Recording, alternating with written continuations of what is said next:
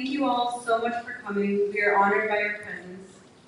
We'd like to begin our event with a welcome address by Dr. Kim Delaney. Dr. Kim Delaney is the Director of Education and Programs here at the DuSable Black History Museum and Education Center. She's an African American Studies professor, cultural critic, writer, and cultural consultant.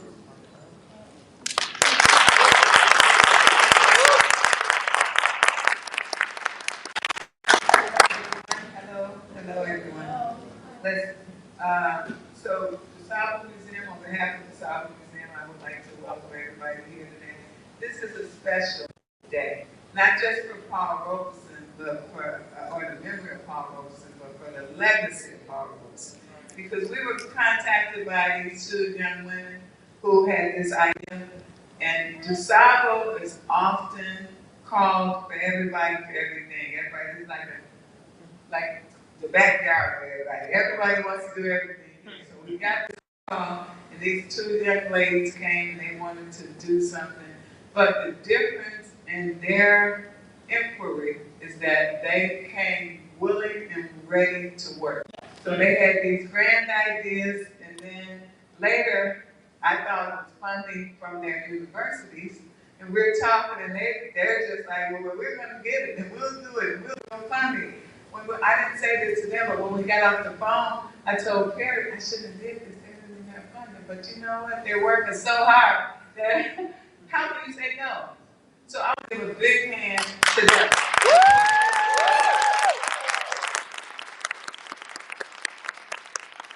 was no way to say no to them, right?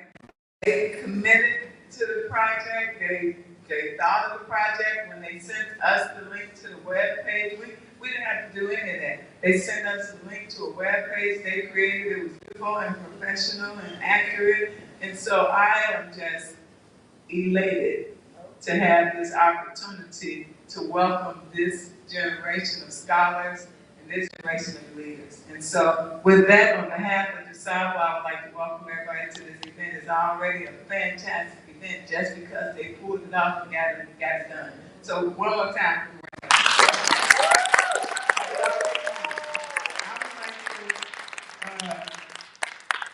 I'm sorry, I would like to introduce to you, of course, right quick, our membership team, our membership leader here.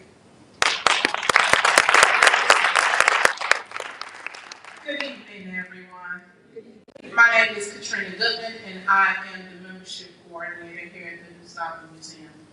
I am excited to see all of you and have all of you here.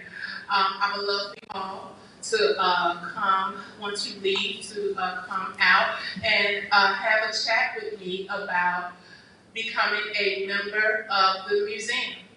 Membership has its values, and I want you all to stop by, talk with me, and see which membership is best for you and your family to obtain.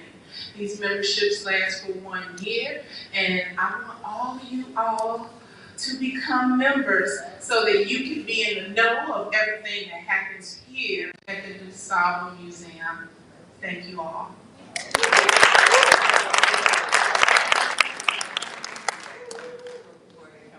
One more thing to say, we're opening Emmett Till and Mamie Till Mobley Let the World See exhibit. We have a special VIP reception on November 2nd. And if you're in attendance tonight, we offer you an opportunity to attend that special VIP reception. It starts at 6 o'clock on November 2nd. There's going to be a discussion here, and we'll go across the street for reception and the opening of the exhibit. Reverend Parker will be in the house. Emmett Till's cousin, who was in the house with him, he'll be in the house for that. And then we'd like to invite you back for our Juneteenth celebration. It's huge, it's full campus, and it's a community barbecue. So come on out on that day from 10 to 8. And with that, I'm going to get out the way and turn it over to these young brilliant people.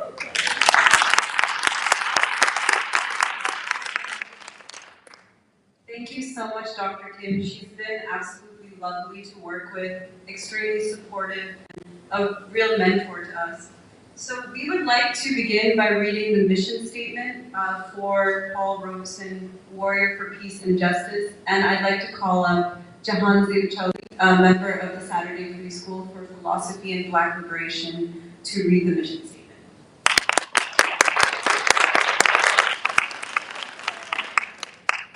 Good evening, everyone. I'm very honored to be reading the mission statement put together by the organizing committee for this event. We celebrate Paul Leroy Robeson on his 105th birth anniversary as a man for our times. As the world transitions from the age of empire to the age of humanity, Robeson's legacy teaches us how we must prepare for the world to come. In 2023, the world is at a crossroads. The darker nations are rising and demanding new democratic world order. South Africa, China, Russia, Brazil, India, Argentina, Mexico, Mali, Central African Republic, and Saudi Arabia joined together in their common interests after decades of imperialist destabilization and division. Western economies face high inflation, rising interest rates, and bank failures. Meanwhile, the Western elite push humanity towards nuclear disaster in Ukraine and threaten the People's Republic of China. The American people confront the ruling class with a crisis of legitimacy. As Martin Luther King Jr. prophesied in his speech, "To break silence," the people reject the elite consensus of racism, deindustrialization, and war. They cry out for a new economic and social system based on human dignity and peace. Paul Robeson shows us a way forward in these turbulent times. As a Black American, Robeson saw himself in the masses in Asia and Africa and the working people world over. Though the American government barred him from attending the Bandung Conference of 1955, he sent his unwavering support, declaring that the very fact of the convening of the conference signified a historic turning point in all world affairs and a new vista of human advancement. He expressed the support of the working people of the West, who had a vested interest in the defeat of imperialism abroad, since it was inextricably tied to racism and exploitation at home. Paul Robeson believed in the connection of Africa and Asia, unmediated by the West.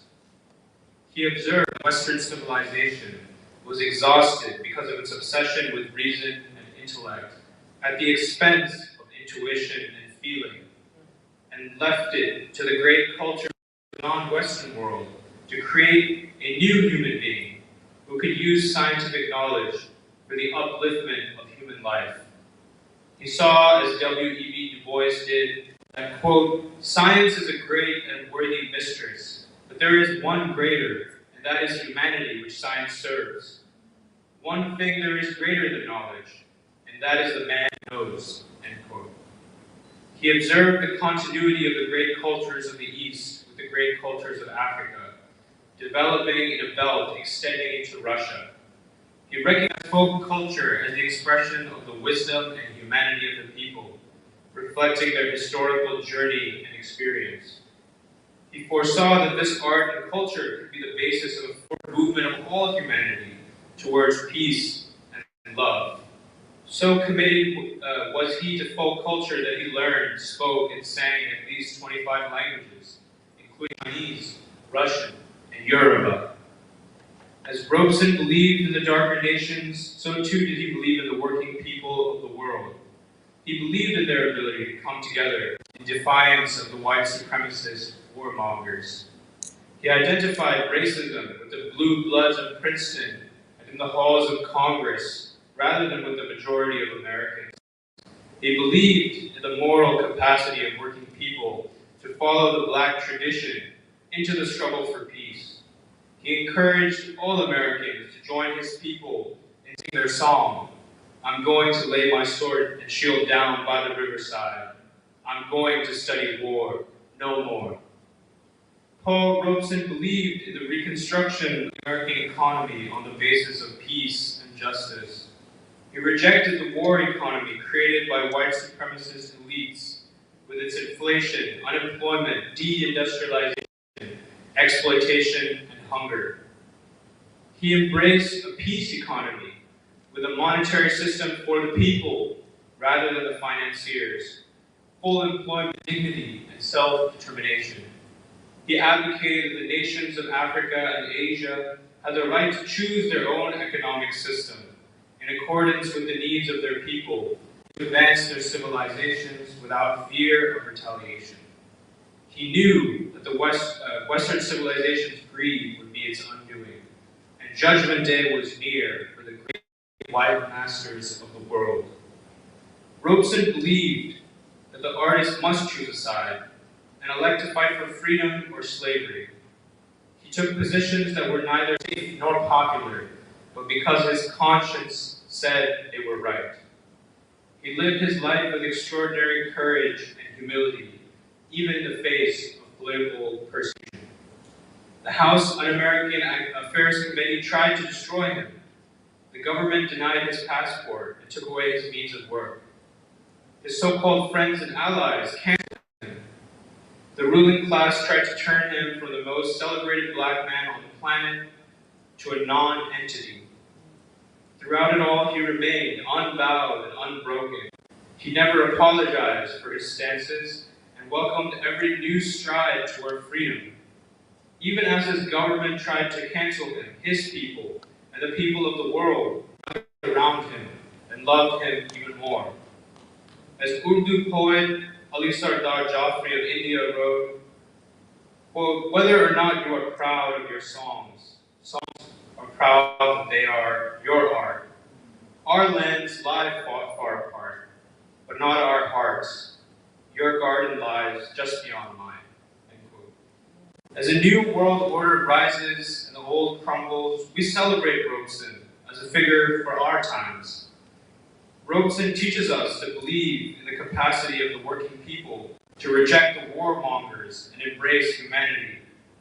He teaches us to practice love in the sense Martin Luther King Jr. practiced it, not as sentimental bosh, but as the unifying principle of life, and the key that unlocks the door which leads to the ultimate reality. We must sing Robeson's Song of the Rivers, which speaks of the merging of the Nile, Ganga, Yangtze, Volga, and the Mississippi into the mightiest river of all, the people's will for peace and freedom now surging in flood tide throughout the world. Thank you.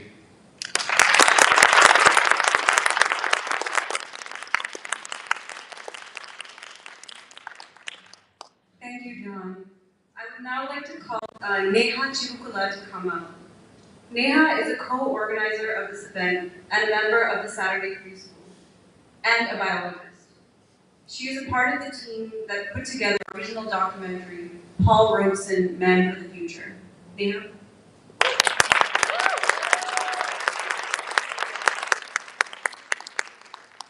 Good evening. Paul Robeson was not only a great American hero, but he was a hero to the peoples of the world. The legacy of Robeson is the inheritance that belongs to all of humanity, and not just for our generation, but for the generations in the future that strive for a better day tomorrow.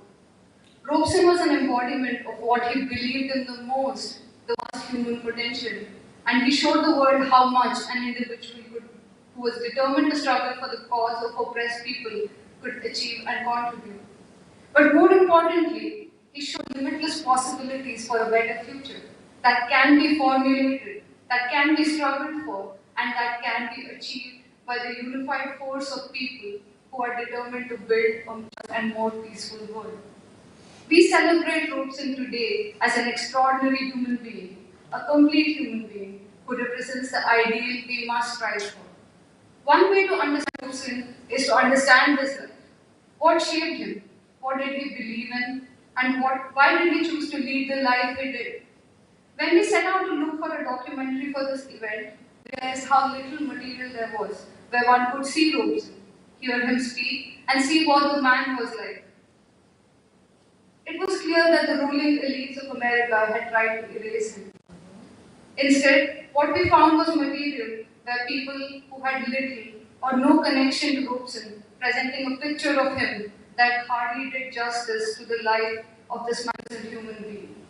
The documentaries we watched either attacked or apologized on behalf of Robeson for the life he led. But we at the Saturday Free School strongly believe that Robeson's life was a triumph and not a tragedy.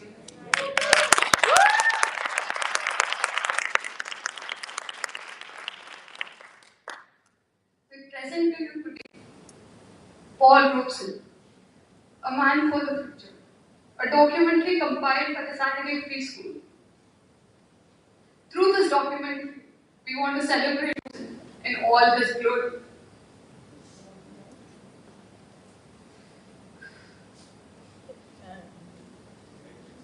We want to bring forth a true picture of this great man and the life he led, primarily through his own words and the words and experiences of the people closest to him, his comrades in struggle. We believe that Robeson's life of uncompromising principles, even in the face of persecution, is the life to aspire for. We march under his banner as we continue this struggle for a better world. The great artist Harry Belafonte, who passed away recently, was a close friend and comrade to Paul Robeson. He attributed his life's direction to Robeson's mentorship. He said, quote, "It was from Paul that I learned the purpose of art was not just to show life as it is, but to show life as it should be. And that if art were put to the service of human family, it would only enhance the betterment." We dedicate this documentary to Harry Belafonte.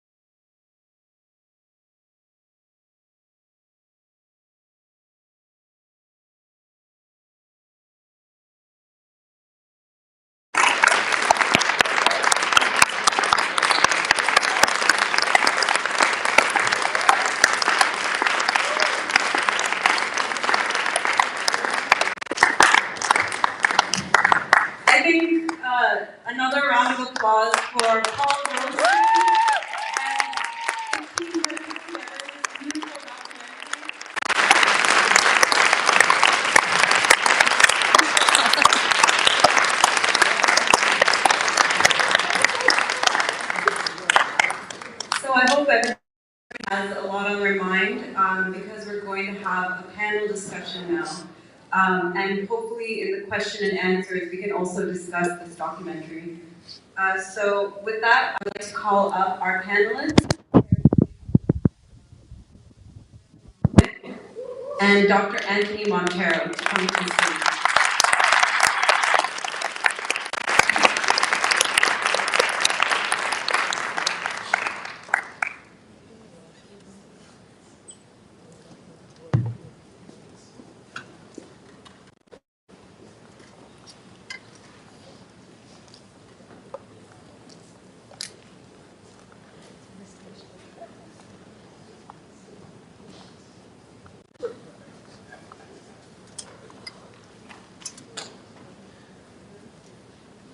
So when we were organizing this event, we invited people to speak, really live the legacy of Paul Robeson, both through their own work and also the leaders that they follow and the traditions that they come from. Because Robeson really was the forerunner, and he was the original revolutionary. So with that, I'll start with the panel, the description of the panel. Paul Robeson's work and ideas will form the basis for a new American nation. As much as the ruling class tried to isolate him, he inspired the Black revolutionary tradition, also exemplified by the most honorable Elijah Muhammad, Dr. W.E.B. Du Bois, Henry Winston, and Dr. Margaret Burroughs. In this panel, we wish to rediscover Robeson through the legacies of these three revolutionaries and establish that Robeson's day is marching on. How do these figures complete and complement each other? And how do their ideas and legacies inform how we must tackle the greatest questions of our day: poverty, violence, and war? So I will begin by introducing the panelists, and then I will ask them to present each, followed by a session for questions and answers. So I think we'll begin with Perry Diggs. Perry Diggs is the Education and Programs Assistant at the DuSable Black History Museum and Education Center, located in Chicago. He holds a bachelor's degree in African American Studies from Chicago State University and is currently pursuing a graduate degree in Information and Library Sciences at the University of Illinois, Champaign-Urbana campus. He has a passion for history, with scholarly pursuits concerning the African American experience during wartime, as well as the civil rights movement. He currently resides in Oak, Illinois, and Perry was an instrumental part of putting this event together, promoting it, making sure it happens, and so we just cannot thank him enough. It's been wonderful working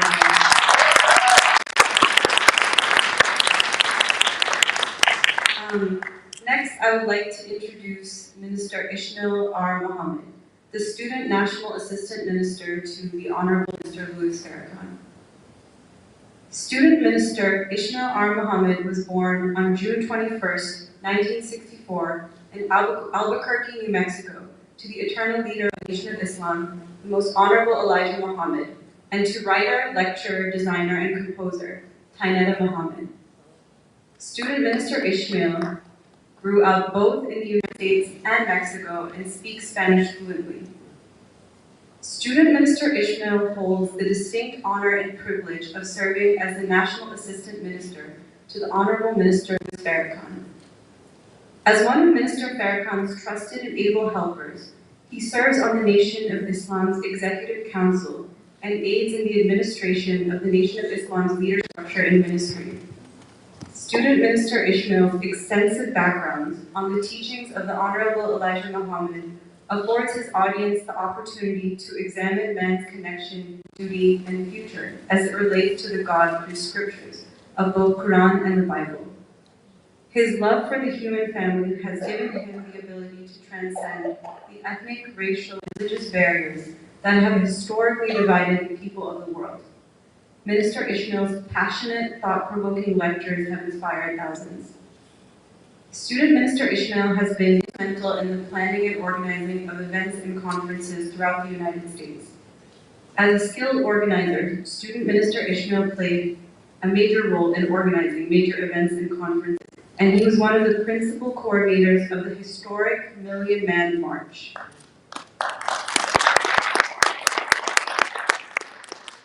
Student Minister Ishmael has been interested in a multitude of both national and international media and press platforms. Student Minister Ishmael serves as an effective youth mentor, community advocate, and broker of peace in conflicts. He offers spiritual direction and counsel to those seeking personal, marriage, family, and domestic conflict resolutions. His dedication towards spiritual development and empowerment in youth has presented him opportunities to address and interact with youth in both private and public school systems. As an extremely gifted and capable speaker and aide to the Honorable Minister Louis Farrakhan, Student Minister Ishmael has lectured in mosques, churches, prisons, grammar schools, college campuses, and other educational institutions across the country. Student Minister Ishmael has traveled throughout the world to Africa, the Middle East, Saudi Arabia, New Jerusalem, Asia, Europe, Central South America, Canada, and the Caribbean.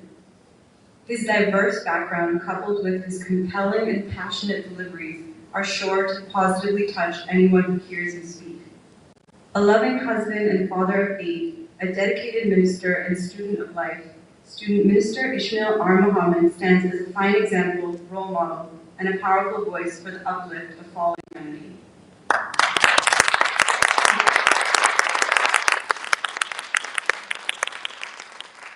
And finally, I would like to introduce from Philadelphia, where he spent his last days, Dr. Anthony Monteiro, my mentor, our mentor.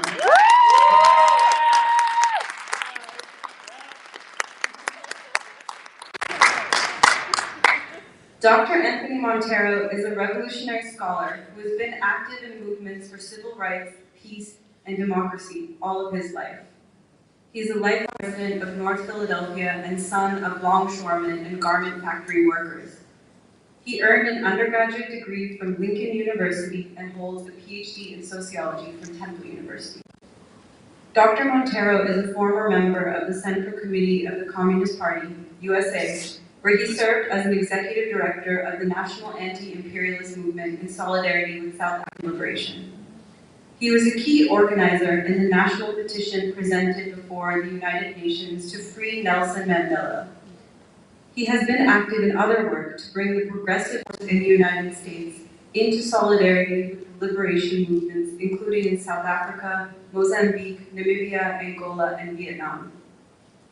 A global authority on the work of W.E.B. Du Bois, Dr. Monteiro is a former professor of African American Studies at the University of the Sciences and Temple University. His intellectual work on Dr. Du Bois, as well as other notable Black thinkers, including Paul Robeson, James Baldwin, and Dr. Martin Luther King Jr., has always sought to connect knowledge production to the struggle of oppressed people in the United States and internationally. Dr. Monteiro taught in the Africana Studies Temple at Temple University from 2002 until 2013 and was a favorite professor, respected historian, scholar, and analytical writer. Despite a promise of tenure, the university refused to renew his contract in 2014 because of his study and teaching of W. Du Bois and his unwillingness to compromise on freedom for the Black community in Philadelphia.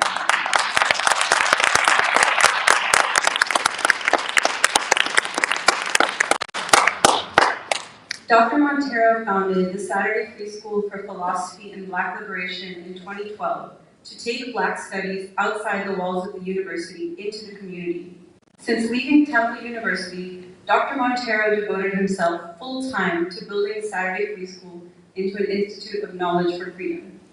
The Free School has developed into an all-volunteer, intergenerational, and interracial forum for political education anchored in Dr. King's vision of the World House. It celebrated its 10th anniversary this past September. It partners with organizations of the people, including Nation of Islam, African and Latino churches, African American Latino churches, trade unions, and community organizations. So I would like to ask our panelists to begin. I think we can start with Perry.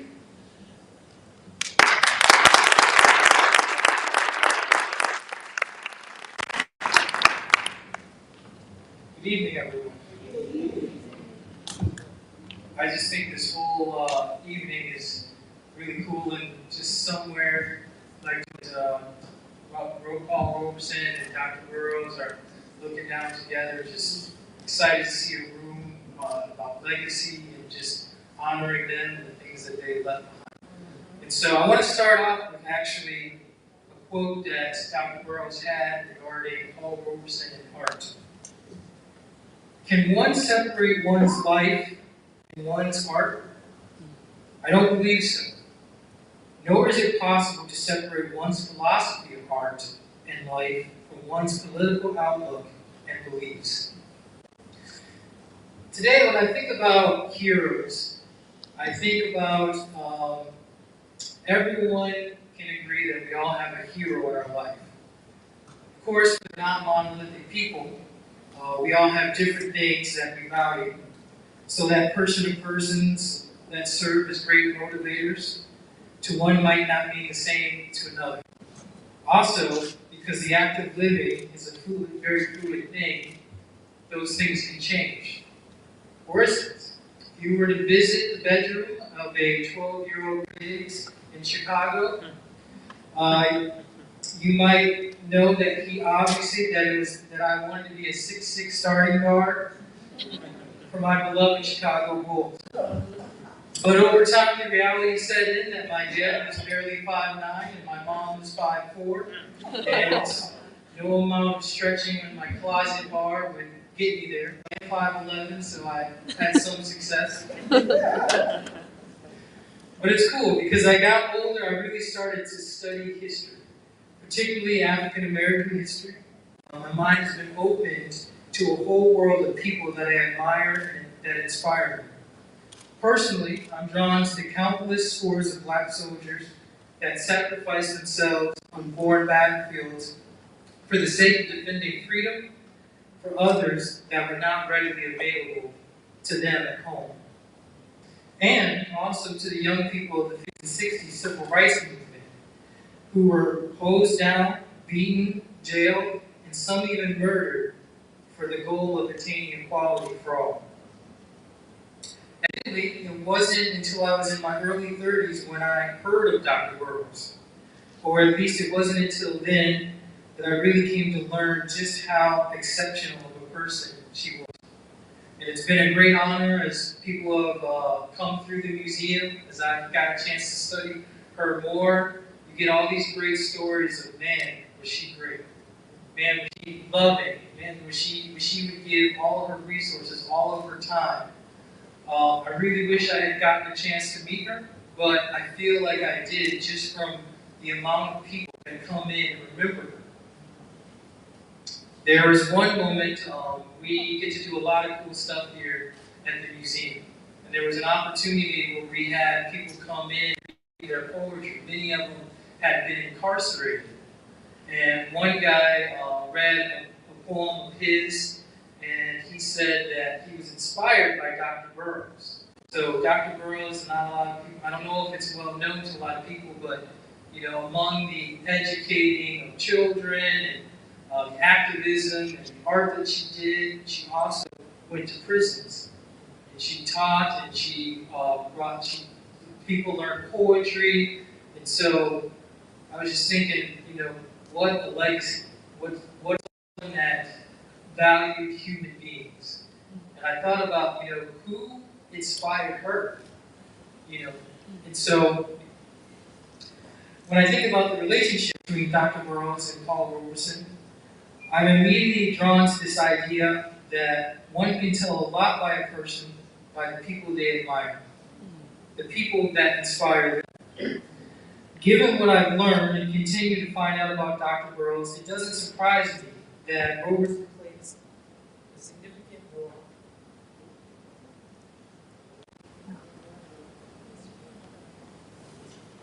Sorry, Will. Can you hear me? Yeah. Okay. There's another mic right there. So, Robeson played a significant role in how she lived her life. Hello?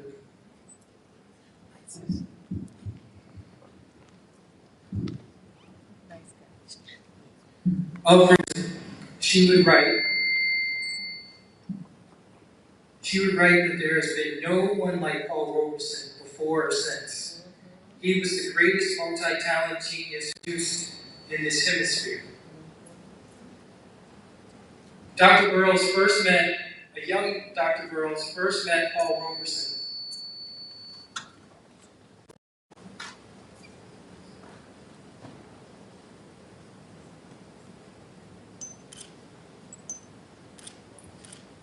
A young Mark.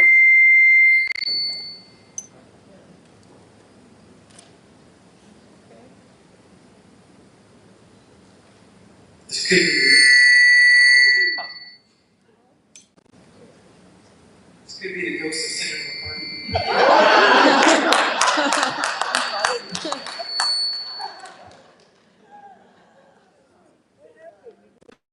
He's got to be somewhere, right?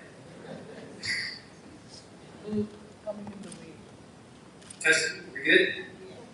Cool.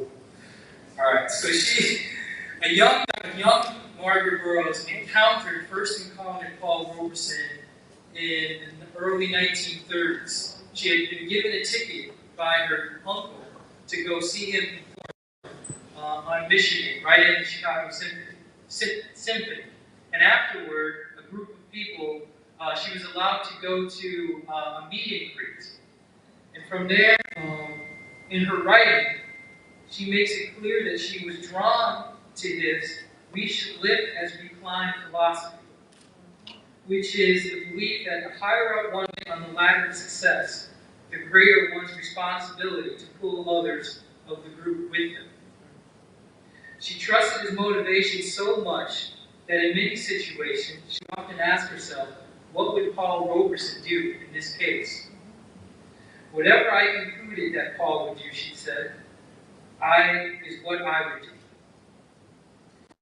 In the age of McCarthyism, when Paul's activism beliefs would make him a target of the federal government, many of Paul's fans and friends would disavow him, of fear of being caught up in the same unjust retribution as he was facing. But not Burroughs, who tells the story that when she feared that she might lose her job after being asked by her boss if the two of them were acquaintances, they were friends. She didn't deny to be associated with him, and she ultimately kept her job. I think about that perfectly describes Dr. Burroughs as I've read it, as I've heard people talk about her loyalty. But it wasn't just a loyalty born out of just anything. It was a loyalty born out of reverence, out of the love for someone who dedicated his life for others. So the very least that she could do is not deny him. Perhaps one of the coolest anecdotes that I have read about as far as Robeson and Dr. Burroughs is a visit that her and her husband Charles made to him and his wife Atlanta's house in the early 60s. So not a lot of people know that Charles Burroughs actually met Paul Robeson first in Russia. His mom had sent him there when they were kids, he and his brother, to live there. And so Paul Robeson met him when he was just a little child there. But when they were meeting as older adults, they talked about the civil rights movement taking place, in which Paul stated that the young people are quite wonderful in their courage. I admire that what they have forced the civil rights issue by taking the fight to the streets. In that conversation, he also asked her about the museum that she started a few years ago, going on to say that is important that we should preserve our history. It's an honor to always walk these halls and see, because that is Dr. Burroughs' legacy, and the fact that Robeson in his infant stages also acknowledged that. I can only imagine how much affirmation she felt in hearing that from her mentor. Dr. Burroughs has a great poem entitled "What Your Legacy Be." in which Paul Robeson is mentioned among other great individuals that have fought the good fight for the freedom of black people. It's becoming a personal favorite of mine. Both uplifts and challenges me in the closing. And so in the closing of my portion, I'd like to read an excerpt. What will your legacy be? When you can no longer run life's race, when you no longer have peace, when you have at last completed the circle round, and when an escape is no longer to be found, what will your legacy be? What deeds have you done in your lifetime which will live for you? What deeds have you done in your lifetime which will be left for you to be remembered by? Will it be just a gray, decaying tombstone, standing alone in a cemetery? Or will it be, as it should be, some act, some service, or some deed that will ensure that you will be remembered on and into eternity of life's game? I ask you, what will your legacy be? Engraved on Paul Robeson's tombstone is his own quote about legacy. The artist must elect to fight for freedom or slavery. I have made my choice. I had no alternative. Thank you.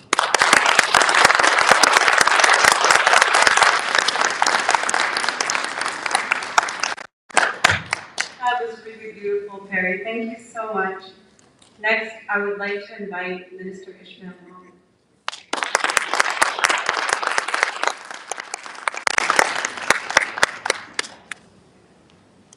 Good evening, peace be unto you. In the Arabic language, we say, Assalamu alaikum. I think it's only proper and fitting that we give praise and thanks to the originator and creator of the heavens and the earth and the giver of life. We thank God for his many blessings, and he gives his goodness, his mercy, that all of these great men and women throughout history were given by God. And for us, as black people in America, we thank that God that from the sacred womb of a black woman, we were given men and women like Denmark Vesey, Nat Turner, Booker T. Washington, Harriet Tubman, Sojourner Truth, W.E.B. Du Bois, Paul Robeson, Elijah Muhammad, Malcolm X, Dr. Martin Luther King Jr., Louis Farrakhan. So many.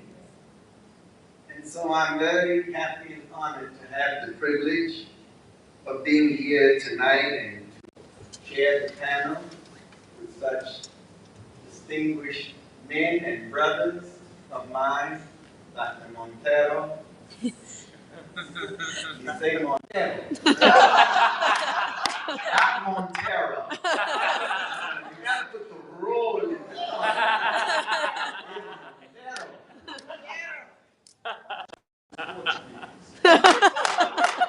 Well, in Portuguese, we say it the same. You gotta put the R on Perry, Diggs. I'm honored to be here to share a few words in honor of one of our great leaders, Paul Robeson. I was asked to talk about how the legacy of Paul Robeson and the Honorable Elijah Muhammad are interconnected. And I'll highlight a few things that the two brothers had in common. I would like to share these few words to show how interconnected all were. Because all served a cause bigger than themselves. The most obvious that they have in common is that they were black and proud and courageous and strong and fierce. And they sacrificed for a cause bigger than their life, and that's what makes their legacy live beyond the grave. When we live only for ourselves, then once you're gone, you're gone. But when you live for a cause bigger than your life, then you are remembered into the future generation. As a people, we have been very blessed with some of the world's greatest thinkers, philosophers, theologians, scholars, poets, writers, musicians, poets, artists, scientists, inventors, leaders, and teachers. Some of the best that the world has known. And certainly there has been no shortage of the gifted and talented from black people in America. Paul Robeson is the first from the field of arts and culture to use his talents for the liberation of the suffering and oppressed. He sold out concerts all around the world, and he is by far our most talented leader. Besides having incredible vocal cords in his baritone voice, he was an actor on stage and on the big screen. He was a lawyer, a star athlete, a scholar who became an activist. He began to use his rich bass voice to speak out against injustice. He spoke for independence, freedom, and equality not only for his own people, but for all people. He believed that artists should use their talents and exposure to aid causes around the world. For he said, the artist must elect to fight for freedom or slavery. I made my choice. He was the son of a former slave, born and raised during a period of segregation and lynching and open racism. So he, like so many of his time, had to suffer the indignities of racism and discrimination.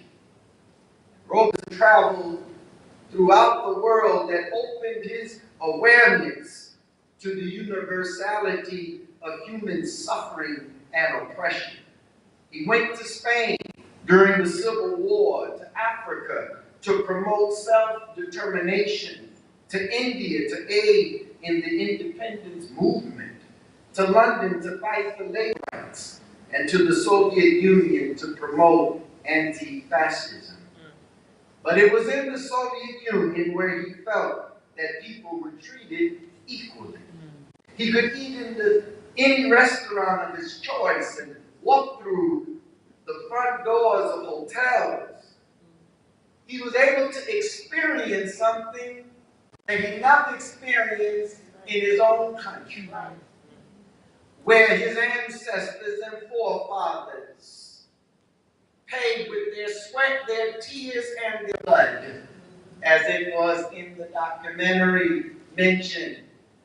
We have built the wealth of America, and therefore we have a right to the land because we worked it. So our dear brother, at the height of his fame, he was an entertainer and an activist, but he began speaking out against fascism and racism in the United States and abroad. And he became the prime target of the United States government during the late 1940s through the late 1950s. His passport was revoked, and he was under constant surveillance by the FBI and the CIA, and even by the British MI5 for well over 3 decades until his death in 1976. They hated him for his beliefs in socialism and friendship with the Soviet peoples, and for his efforts to push for anti-lynching legislation. And to this day, Paul Robeson, FBI file, you may not know this, is one of the largest of any entertainer ever investigated by U.S. intelligence. The United States government focused on black entertainers because black entertainers had money. Black activists, entertainers, and their supporters who wanted to see black people free donated their money to the movements. And the prophecy teaches anyone who could connect us to the outside world was deemed a major threat. The United States government never wanted us as a people to connect with our family all around the world. And the denial objective of the U.S. government is that black folks should never unite with their own. And that's why we've been here longer than anybody other than the Native Americans, that is. But here we are nearly 500 years later, Dr. Monteiro, still fighting for jobs, for justice. What is missing among us? Because every black leader, every thinker, everyone that is paid a price, here we are in the worst condition that we have ever been in as a people. Even with more education, more degrees, more doctorate degrees, more master's degrees, more money, but yet worse off. We have become our own worst enemy on the streets of the major cities of America. Where is Booker T? Where is Marcus Garvey? Where are the great ones? They're not there because of what they did to you. They don't want the idea of Booker T. Washington, W.E.B. Du Bois, Paul Robeson, and the great ones taught to our young people that would allow our young people to see the value of themselves, fall in love with themselves. They don't want the idea. Put the name of your great ones on institutions on a postage stamp. But don't teach black boys and girls what the great men that they produce have taught them. Because if you instill the idea, you reshape the mind. And you direct the mind towards purposeful living and existence on our planet. Excuse my I don't belong.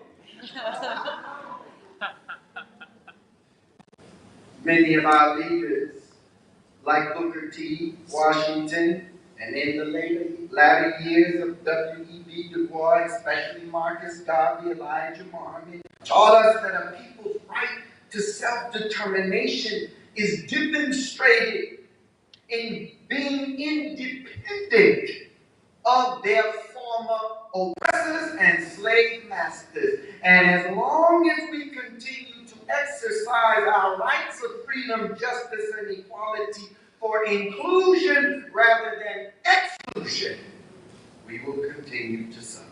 The method of the enemy that was made clear in the documentary is that all that stand for justice, all who lift up their voice against injustice, tyranny, discrimination, oppression, there's a price that has to be paid. And in my mind, Paul Robeson and all of our black leaders are in the category of the prophets of God, in that they came to plead the cause of justice, but like Jesus said of Jerusalem, Jerusalem, Jerusalem, that stones and kills the prophets of God. And that place where the Roman authorities crucified Jesus. Modern Jerusalem, modern Rome is Washington, D.C. For every black leader that criticized America's domestic and foreign policy and pointed out to America her evils and wicked practices have had to pay a price. In modern Rome, America, the counterintelligence program of the United States government under J. Edgar Hoover, has always feared that somebody would rise among us and unify black people. And should they go to war with a foreign government, we might join on to that foreign government and come against them. They've always known and feared that justice would be served to them for the evil mistreatment of black people. For Thomas Jefferson said, "Indeed, I tremble for my country when I reflect that God is just, that his justice cannot speak forever. They know the law that as thou hast done, so shall it be done unto you. And what a man soweth, the same shall he also reap." Any one of us that shows our head as a potential leader, the eyes of our enemies are on that one. Because if you show that you could be a messianic voice, then they move to silence you. So just like the prophet, they're evil spoken of. They're falsely charged. They're persecuted. They're sent to prison. It's a form of crucifixion. So among the tactics they used were infiltration of black organizations by agents and informers of the U.S. government to discredit and disrupt, use of dirty tricks, including the planting of false media stories, bogus leaflets, fake publications, forging correspondence, sending anonymous letters. This is what the black community has been a victim of. So all of you that look at our community and we living in it and looking at it, we're wondering why we are in the condition that we are in. It is because we war not against flesh and blood, but against principalities and the rulers of darkness of this world and spiritual wickedness in high places. So historically, crucifixion, we know that was used by Rome and the Persians. And I'm closing. They would take the person, strip him of his clothes, make him carry his cross to his place of crucifixion. But it's all public. My minister said, quote, "Everything is done in the public to bring about your shame, your disgrace, strip you of your clothing. Then they nail your hands and your feet. None of your vital organs are touched, so that you can hang there for hours and for days, defecate on yourself, urinate on yourself. And some, they would even spear in the side. Those who crucify leave you in the public, and the passerby would throw things at the crucified one, because once you are crucified, it's like you deserve the punishment. So the people are not asking you to come down. They're happy to see you on the cross. So when you study the role that the media has played in the deliberate crucifixion of black leaders like Marcus Garvey, who headed the largest independent black organization in the world. And as Garvey grew, they became frightened because Garvey wanted to connect black people in America to black people in Africa. And that to them was dangerous. So when Robeson went all around the world, and the peoples of those nations and countries received him, he was connecting his people to the European people, to the African people, to the Asian people. That the enemy does not want. So what did they do to him? They framed him, they arrested him, they sentenced him to 5 years in prison. What about our brother W.E.B. Du Bois? He was a great scholar. And there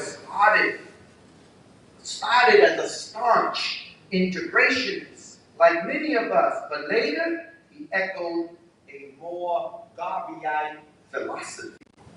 And so, my dear brothers and sisters, look how the media vilified Paul Robeson and falsely labeled him a communist.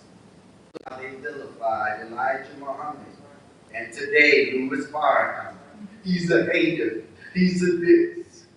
Robeson, he's a communist. Louis Farrakhan, he's an anti-Semite. All of this is designed because they have such magnetism, but in their mouth is a message and a truth that awakens the masses of the people. So the enemy has to move to demagnetize that leader. And so our brothers, we saw in the documentary, died like some of the prophets of a broken heart. Right. Yeah. Yeah. That's sad. That hurt me, though I didn't see all of it, but I plan to watch it in its entirety.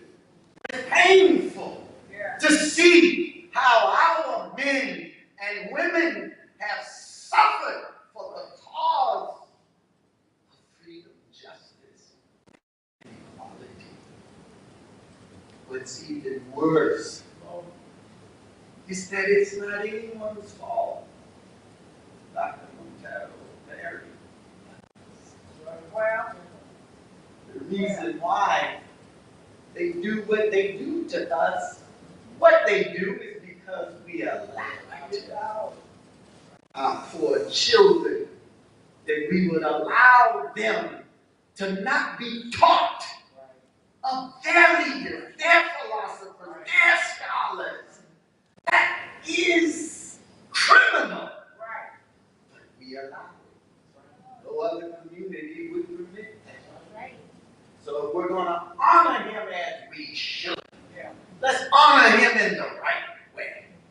Not just remembering him on the day of his birth, but honor the great men and women by carrying on their work and take their idea and make sure that that idea is instilled in the hearts and minds of the people until victory is won. Then our great leaders can rest in peace. He is not resting in peace. Garvey is not resting in peace. Malcolm is not resting in peace. They're turning over in their graves. King is not at peace. They won't rest in peace until there is peace and harmony among the peoples of our planet.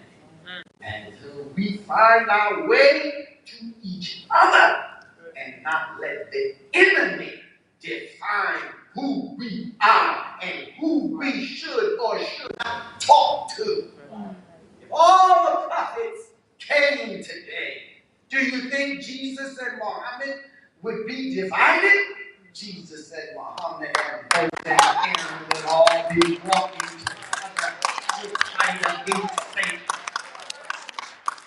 So, it's not the man as much as it is ideas of that man. So they must not only kill the man, they have to kill his ideas, so that a generation won't come up after him, fueled by his idea. Right. We can't let his idea, because the idea is bigger than the vessel. Vessel and the instrument through which the idea came from, that is to be honored. But the value of Dr. Paul Robeson is the idea that he had in his hand. And if our entertainers, our celebrities, if they fed from him to understand that you have a duty and responsibility to give back to God the gift he gave you because you didn't give it yourself. And if they fed from our brother, oh, what you talking about? That's right. You're talking about a revolution.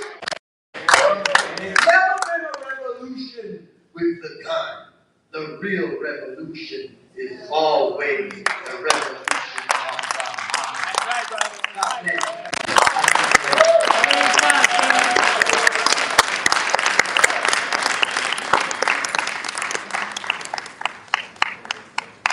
Thank you, Minister Ishmael. Now I'd like to invite Dr. Anthony Monteiro to speak.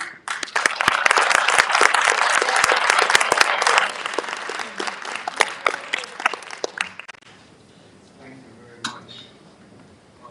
It's very emotional for me to be here at the DuSable Museum. I've never been in this building, but when I was a student at the University of Chicago, we regularly spent time at the home of Margaret and Charlie Burroughs, which was the original DuSable Museum. So I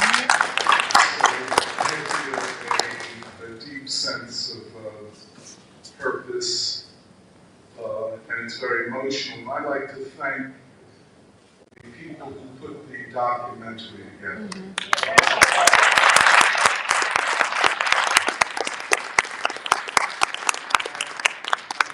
After watching it, why do they need me to speak? It was so good, and so Purba, and Neha, and Meha, and Johan, I guess, and others that helped them. It was a real act of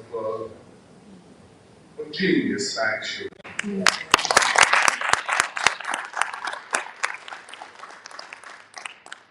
But we're gathered today in the interest of the truth, an inconvenient truth for the ruling elite of this country. At one time, this room would have been filled with people coming to celebrate the life of Paul Robeson. Today, fewer and fewer people know Paul Robeson, and fewer people realize his importance, not just in the past, but for the future.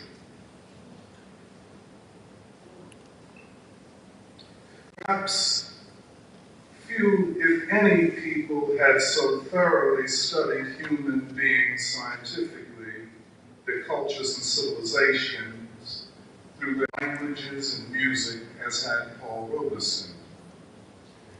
He discovered scientifically, I wish to underline this scientifically, the vast diversity which is humanity. There was, to use the words of one of the producers of the film, Neha, he discovered a universal human, that within every culture and every civilization was every other culture and civilization. A singularity, as it were, one striving for completeness. And this is a centuries-old aspiration. And that is what Paul Robeson discovered in the folk music of these diverse cultures and civilizations, a common striving for completeness and for singularity, for oneness.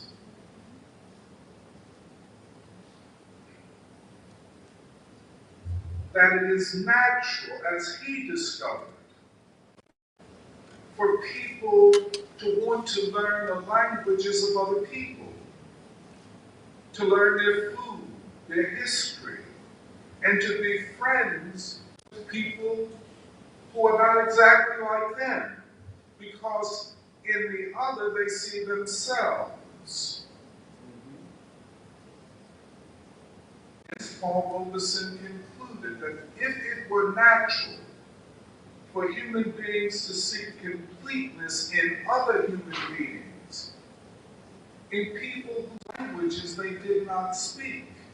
And if one goes back millennia and centuries ago, most people lived in isolated communities and tribes and did not know many other people.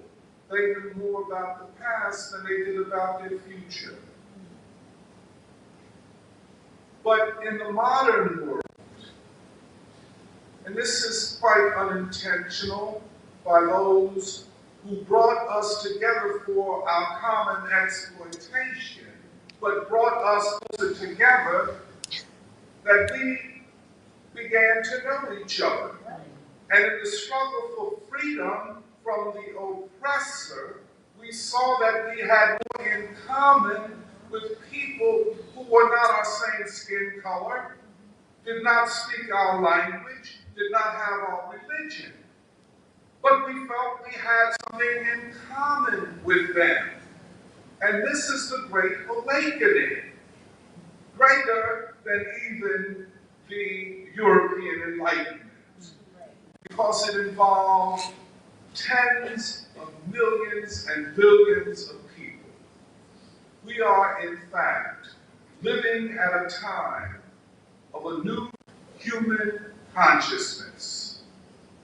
A new human consciousness. I agree with Brother Ishmael that every revolution is a revolution of the mind.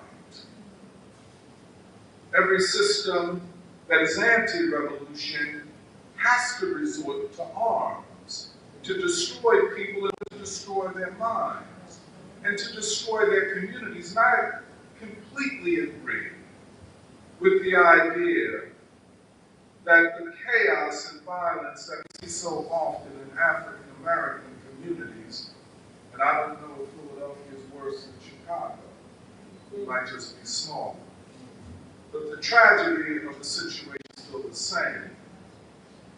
It represents something going on in the mind. Right. An absence in the intellectual, spiritual, moral life of our people. And if we are to be honest about the whole situation, somebody that is not concerned with us intervening upon us, having seen what we could produce, as in the case of Paul Robeson, the great W.E. Du Bois, not to mention our achievements in music. To undermine all of that as a first step to disorganizing and turning the people against themselves, turn us on ourselves rather than to ourselves. Thus, Paul Robeson saw war, racism, Nazism, and the exploitation of man by man as not just anti-human, but unnatural. The world produced by capitalism, known as the modern world, which is celebrated in universities and media, in books. That world is celebrating an unnatural order. This is not natural. World War II, where upwards of 70 million people in Europe and Asia and parts of Africa were martyred. That is not natural. But in a world where greed and exploitation is the law, it is natural.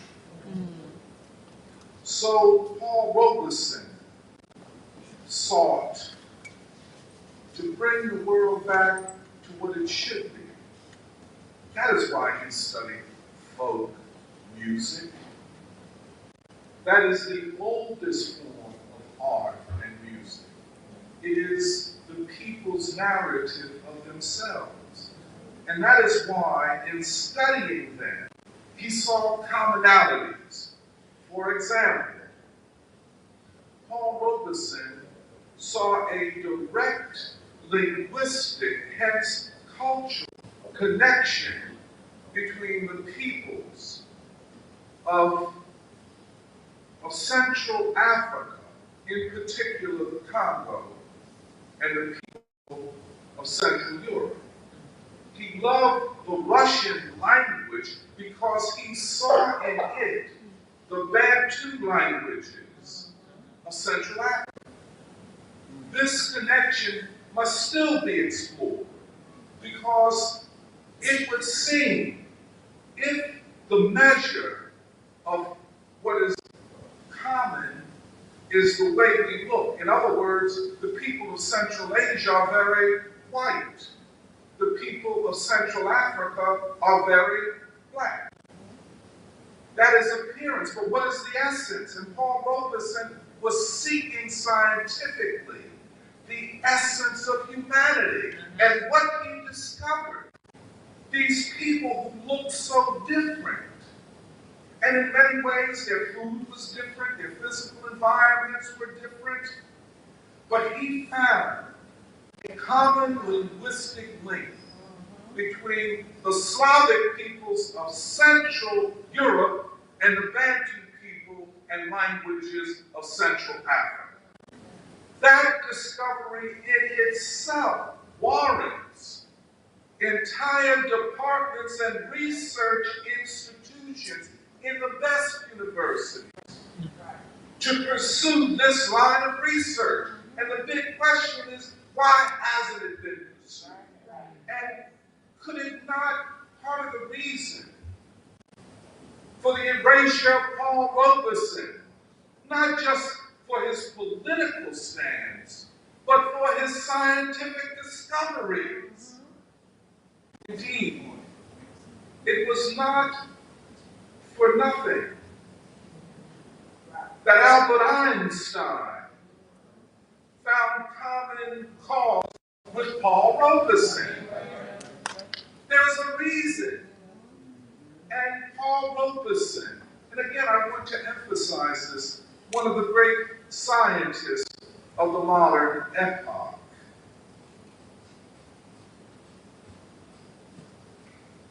Robeson was a complete human being. As complete a human being as can be produced under conditions of capitalism and imperialism. He was a complete human being, more than a Renaissance man. Because the Renaissance came out of Europe. And it was great. I have no argument with that. The art, the science, so on. But Robeson was working out of a framework, a paradigm, where he believed the future would be an Afro-Asiatic reconstitution of humanity. And this is why, by the way, Minister Ishmael, in Philadelphia, in June, we're going to celebrate Paul Robeson's birthday. And we're calling that, because we're not just going to do Paul Robeson. We're calling our event Indestructible Love, the magnificent lives of Paul Robeson and the Most Honorable Elijah Muhammad.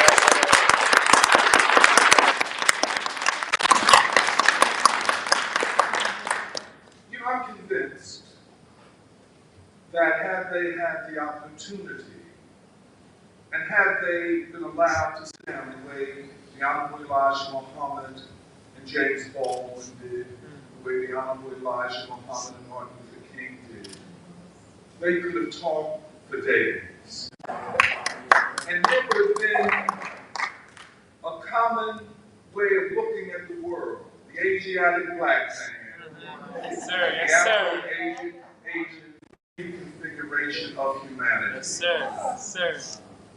This is what we're talking about. This is all about our future. And unless we can convince our youth, our people, not just our youth, it's not like the adults.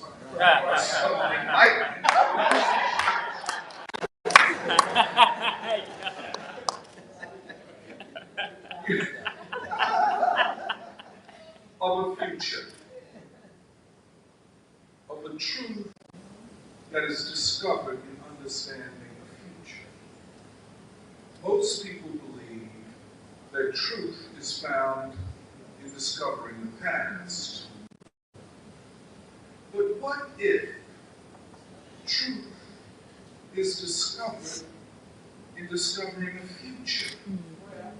What happens to the way we think if we're thinking about a future? And I'm not talking about artificial intelligence. I'm talking about a future. Yes, sir. Yes, sir. The Afro-Asiatic reconstitution of humanity, where human beings will increasingly identify themselves in this singularity, in this oneness, in this totality, in this completeness, as Afro-Asiatic, or as Asiatic Black men. Superseding the European concept of separateness and hegemony in the cause of domination. A reconfiguration of humanity, which must be our future, is in essence what democracy means. It is demos, the people rule. Not just some people, but all people. This is Paul Robeson.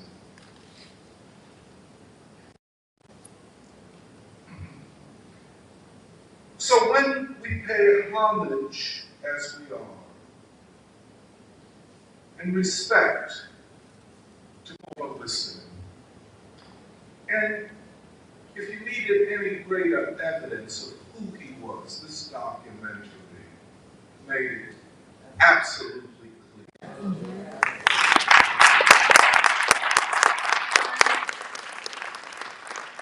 We got the sense that those who have embraced him, and I would say those among our own people who participated in this, who continue to participate in this. I'm talking about a political class that is more interested in serving the wealthy and the warriors than bringing knowledge and clarity to our people. And that's what they're doing. Let's be real about it. But paying homage to Paul Robeson, we are welcoming the future. And it takes courage to stand for the future.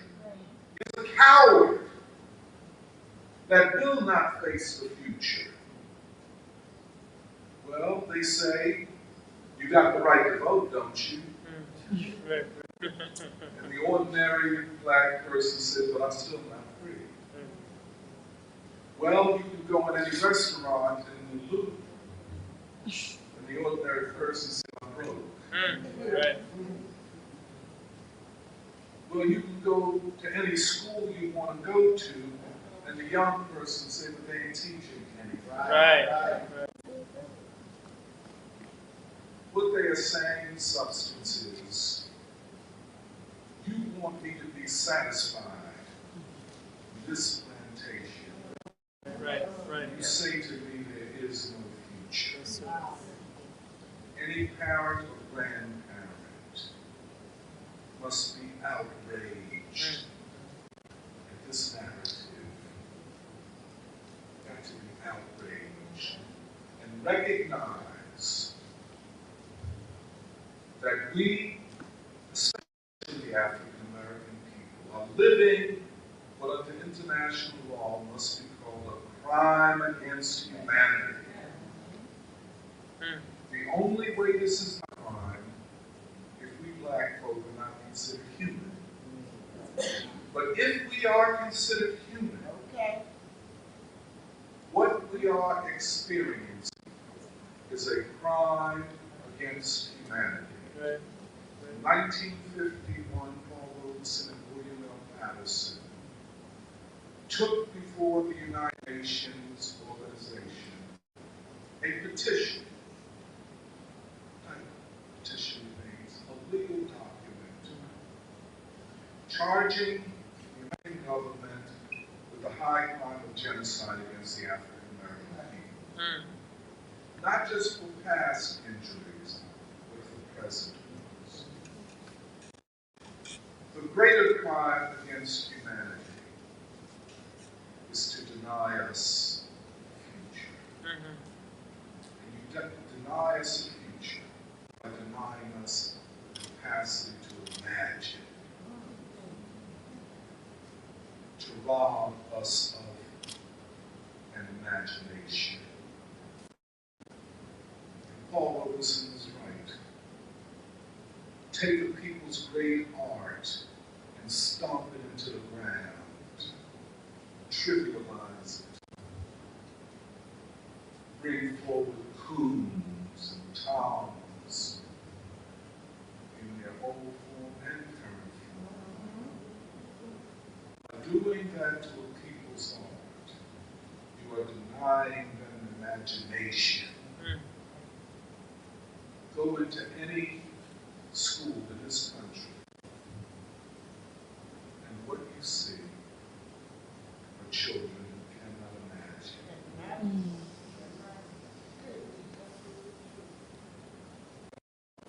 You can go into most black communities, most churches, I would dare say most mosques, most synagogues.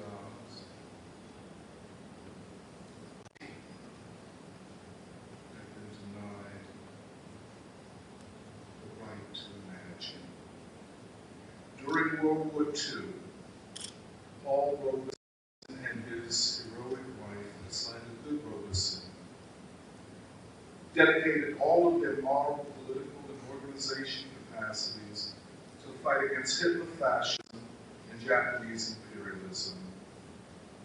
After the successful conclusion of that war in May 1945 and August 1945 in Asia, where 27 million Soviet citizens were martyred, tens of millions of Chinese, Koreans, Vietnamese, Filipinos had been killed. Robeson declared, this was a moral stance. Paul Robeson says the artist must take a stance. I would like to add, at least for the sake of interrogating the concept of a stand. For me, a stand means the ground upon which you stand. Yes, sir. This is not new, and it's not modern philosophy. This is in the ancient scriptures. It's in black spirituals. Upon this rock I stand. That's what Paul Robeson was saying. His father was a preacher, as was his brother. Upon this ground, which is a moral ground, I take a stand. That never again must there be a war like World War II. So after the war, he insisted that in order to prevent war, you had to end imperialism and colonialism. He said that defeating Hitler did not end the struggle. It just meant that it went to another level. And the American government, he said, if you thought I was in this, as long as you were allied to the Soviet Union and the fighting forces in China, let me reintroduce myself, as they say. And what Robeson said, that we were fighting not only to defeat Hitler, but for the right of nations and people to build a new social system which guaranteed to their citizens welfare, where the government was committed to the people and not to the wealthy. That's what he was fighting for. And for him, it was just unbelievable that this simple truth seemed so difficult for the people in power to understand.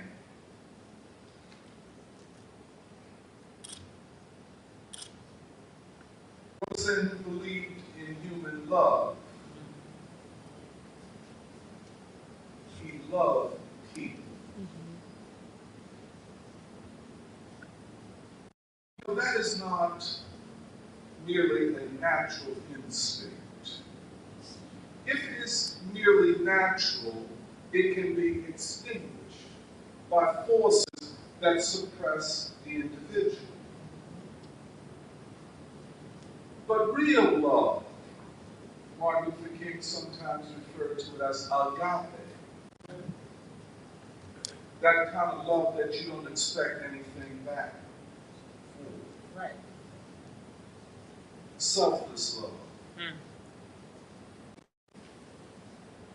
Robeson's love for the people was unconditional. There are not many people that can achieve that level of consciousness, and it is a level of consciousness. Selflessly to love humanity. And I'm so grateful to the people who made the documentary. It came across his selfless love, unconditional love. I don't expect, as he would have it, to get anything in return. I do this because it's right. Martin Luther King said that love is a sword that heals.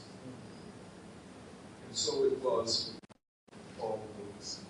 He wielded that sword to heal humanity. I was going to say just a few things about Robeson and Du Bois. And I would suggest this is a book, Paul Robeson Speaks. And in it, there is an essay that Paul Robeson published in 1965 in the journal called Freedom Waves. And he talks about his relationship to Du Bois, how he always looked up to Du Bois, how he in fact admired the scientific rigor combined with moral commitment. You know, just parenthetically, you know, a lot of people get it wrong. Most scientists get it wrong. They believe that to be scientifically rigorous means to be disengaged from people, not to stand for anything, not to be committed to anything, not to be passionate. If you've ever taken a course in mathematics, let us say calculus, one of the problems in the pedagogy of science and mathematics is that they try to infuse into the learning process, into the pedagogy, a lack of commitment and passion. So it is though you're learning equations and formula that have no human source. There is no humanity in it. So the scientist and the mathematician is socialized and conditioned to be dispassionate, which means their science is a narrow science, very narrow. Like Du Bois, Paul Robeson believed that science is human enterprise and that science is about freedom. And Du Bois said in that great essay called Galileo Galilei, 1908, speech he gave at Fisk University on the 20th anniversary of his graduation.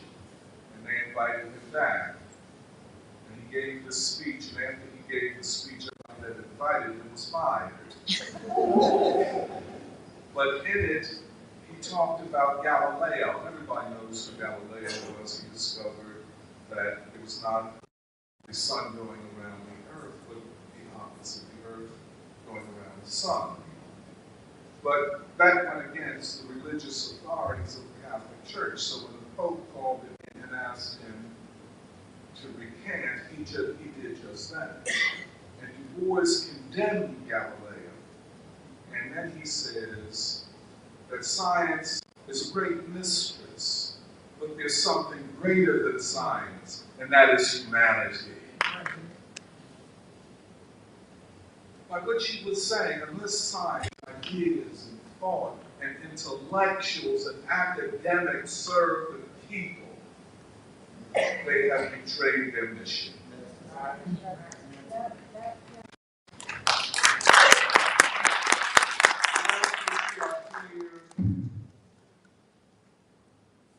To bring forward inconvenient truths.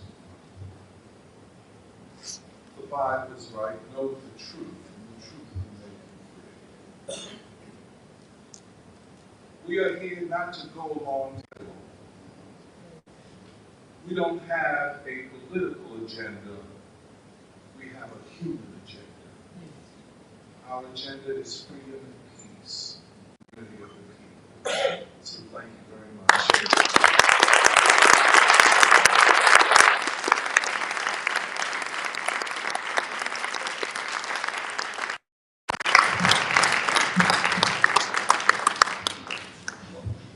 We have about 5 minutes for questions and answers. Is it okay, Dr. Kim, if we extend our time? Then we have at least 10-15 minutes for questions and answers. So I will, if anybody has a question, just raise your hand. I'll come to you with the mic. Let me get the mic.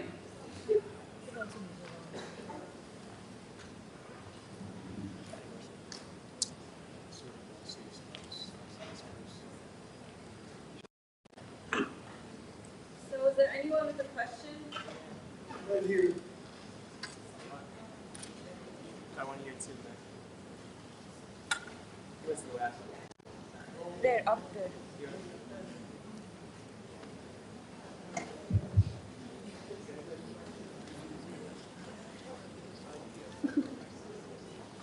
Making it work. Hi, so the documentary briefly mentions that his wife was an anthropologist, and I feel like a lot of Black male revolutionaries, their wives are often doing equally as interesting and important work. So I'm just wondering if anyone has any knowledge of like what her research area focused on, or what work she did as well.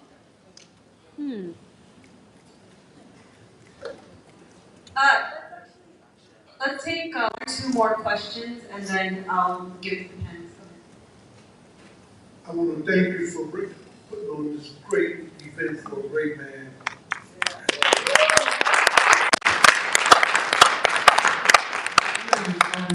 I'm the past president of Washington Park Forum. And about 500 yards from here, Paul Robeson spoke at Washington Park Forum several times, and Dr. Margaret Burris was there. She was a member of the Washington Park Forum, and he spoke on several occasions, about 10,000 people between about 54th and Washington Park, just right here. So this is sacred ground, sacred information. And as a matter of fact, I've gathered I brought my notes here. But I just wanted to share that this great source of information that you, I want that tape, I want that DVD, I would love to have a copy of it. But I want to thank the speakers, the panel, I think Ms. Mill, and I want to thank Kim. Thank you for allowing this type of great event, and you guys did a marvelous job.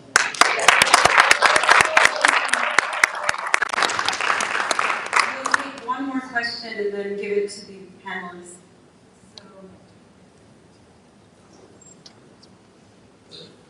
Hi, my name is Julie. I'm the Party for Socialism and Liberation. We're based out of the Chicago Liberation Center in the Party area.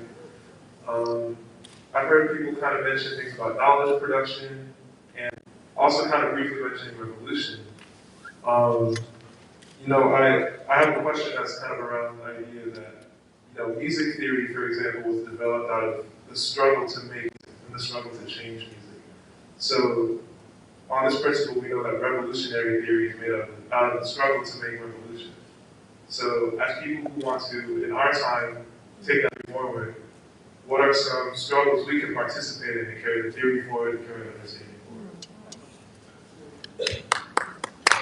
Yeah, I'd like to do this back Before we, I just want to remind you all after we answer the questions that there are musical performances, so stick around and we'll be doing that after we answer the questions. To the question of Paul Robeson, she was a cultural anthropologist, and right off the top of my head, I'm not familiar with the research that she was doing, but I think it overlapped in many ways with the studies of language and culture that Robeson himself was doing. I didn't quite understand the last question about music and yeah. I was just trying to give that as an example to prove the point that, or just to set up the question, what are struggles we can participate in now to enhance our understanding of the future, of trying to change the society for one that's more just? Yeah, how do we can struggle in a way that grows understanding. That's right. This is very question.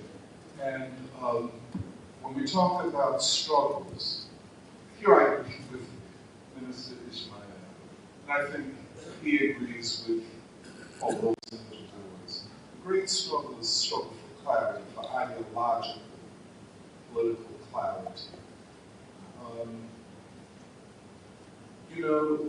That is a great framework of what we're doing today. And this idea of the Afro-Asian reconstituting of humanity is, in my mind, an idea whose time has come, with long roots back, as I tried to mention, Elijah Muhammad and Paul Robeson. So that's why the struggle for ideas is the great struggle of our time. The great struggle of our time. And I cannot agree with you anymore. And the struggle of self.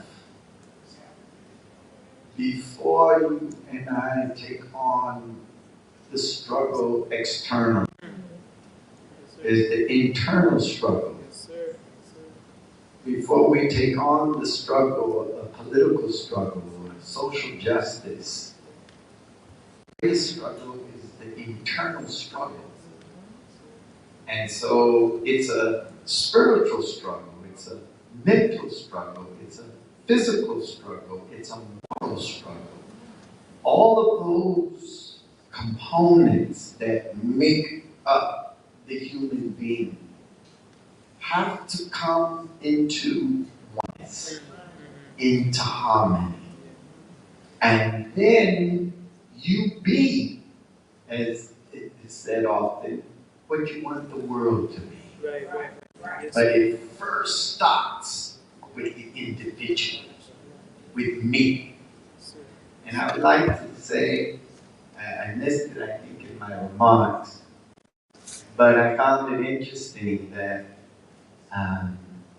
Paul Robeson was born in Princeton, New Jersey, 1898. The Honorable Elijah Muhammad was born in 1897 in Sandersville, Georgia. The Honorable Elijah Muhammad was born in 1975. Paul Robeson transitions in 76. So they went 1 year apart. Their born day and the day of their transition. And when you look at Paul Robeson, when he left, he really is the last of the great ones of the early 20th century. Because those thinkers you have coming into the 70s are the students or the disciples of Dr. King, Elijah Muhammad, but if I look at this historically, Doctor, yes, he represented the last of the real great thinkers of that era. And so our struggle continues. And the key is we don't struggle against flesh and blood. And I agree with the doctor. He is a doctor. He's a scientist. He's a scholar. He's a philosopher. But he's a brother too. He's a brother. Right. So, but there is when you were speaking about the universality of the human family, there's a verse in the Quran that God is speaking and he says, I created you as a single being, a single community. But he created us into various communities, tribes, people. Look at what it says. So that you may know one another. Parenthetically, not to hate one another. See? If we come to each other with the mind to learn, the mind to discover, then I will know more about me in you, and you will learn more about yourself from me. That's the learning of the human family. Then you can have the realization of e pluribus unum. Out of many, one. But it is only when a new educational system is put in place. But as long as it's a Eurocentric educational system that lifts up one member of the human family over all of the others, then we will never learn from each other what we could and should learn from each other that makes us one and brings in that harmony. Because there's something to learn from every human being. I know you want to. Yes, sir.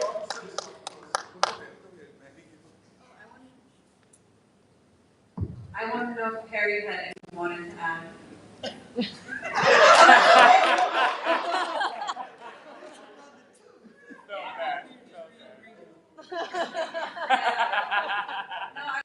This idea of the ideas, keeping the ideas alive. And we celebrate Paul Robeson, we celebrate Ishmael Robeson, and we celebrate these wonderful figures for their ideas. And through those ideas, they're committed to humanity.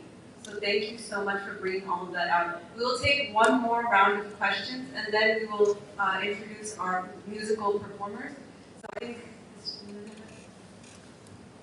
Hello. I have two short questions.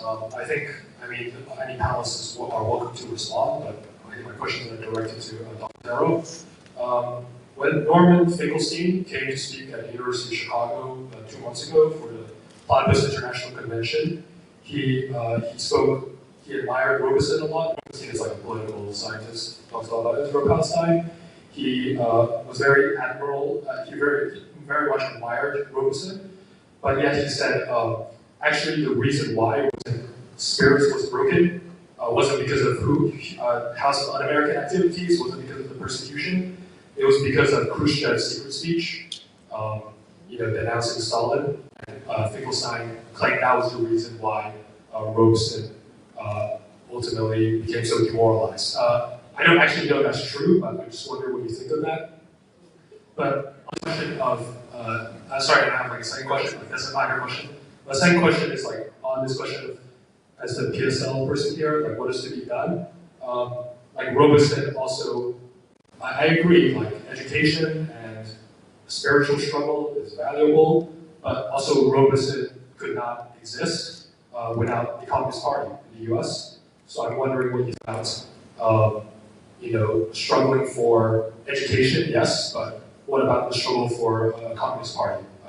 What do you think about that? I know other panelists are looking to respond to my questions are quite directed to Monteiro, given his history. Norman Finkelstein is absolutely wrong. Yes, sir. Actually, that thesis was put forward in Duberman's biography in 1989. Absolutely wrong. It's a smear. It's a smear.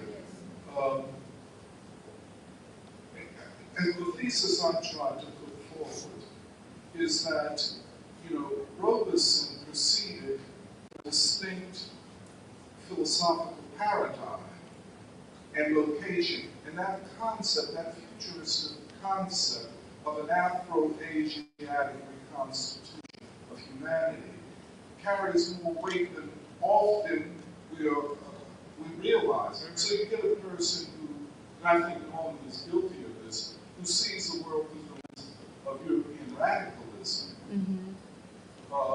and not this other dimension, could not understand what was driving a person like Robeson. Robeson had a mental breakdown. To be very honest with you, I am not completely at peace with the way he was treated in the last 10 years of his life. I don't think he should have been living, although I'm from Philadelphia, I don't think he should have been living in that house.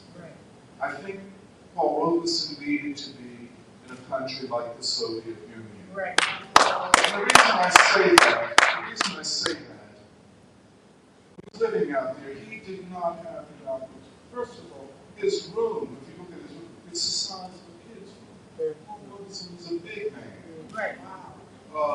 And there's some indication that members of his family were not permitting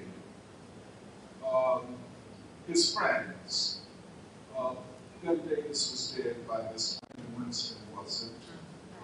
William L. Patterson wasn't. Obviously, Belafonte got to see him. But Robeson needed to be in a country with facilities where he could have been treated properly. Paul Robeson loved the arts. He loved opera. He loved music. I mean, even though he had a breakdown, in cases like this, often a person can recover. If they have the proper care environment. As to your the other question about Paul Robeson leading the Communist Party.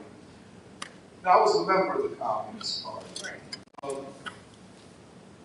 I think that's putting the cart before the horse. The Communist Party needed what Paul Robeson and the Black Movement brought to the overall political environment. It's hard to explain if you have an idea of revolution being led by a small elite vanguard. But if you see, as Robeson and really Du Bois saw, the possibility of humanity exercising its full weight, that the vanguard would be the people themselves. This is, I have to say, Minister Ishmael, I'm so happy to come here and meet you, not only because of you, but because I had such a mother and her theology, her writings, and I'm so interested in, first of all, I'm interested in the second resurrection, although Jerome told me I should say the second dispensation. Jerome told me that yesterday. I always hear you tell me this. But this, the working out and profound philosophical, theological question from the standpoint of a love for humanity, situated within the framework of an oppressed I mean, I find it fascinating. And by the way, I find that most academic philosophers are not really doing philosophy. And I felt that your mother was one of those people, and Jabril Muhammad, and of course, Minister Farrakhan. I'm interested in how people who are fighting for the freedom of the oppressed think and theorize. And so I would just say, the Communist Party benefited more from Robeson than the other way around.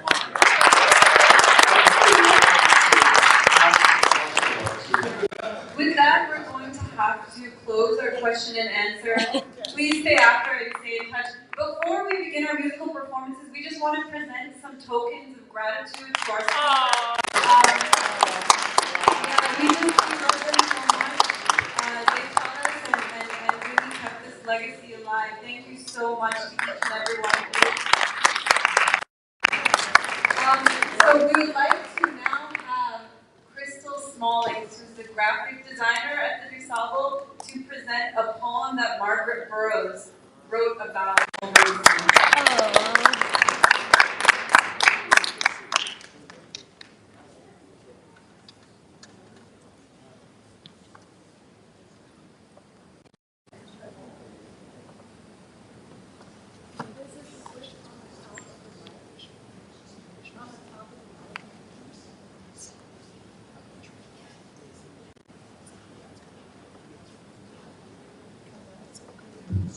Oh, hello? Okay, there we go.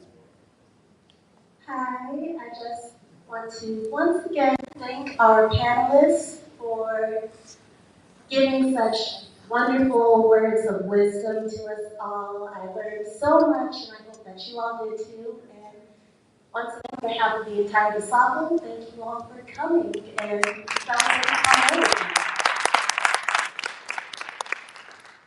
So, today we have a poem by the principal founder of the DuSable Museum, Dr. Margaret T. Burroughs, and it is titled, Why Have the Youth of Today Not Heard About This Man? And I think that's a very fitting piece to everything that we've discussed this evening, and I am a youth of today who had not heard about this man until recently, so I feel like it very resonates with us, and I hope that you all can see the affection that Dr. Burroughs clearly had for Mr. Robeson through these words.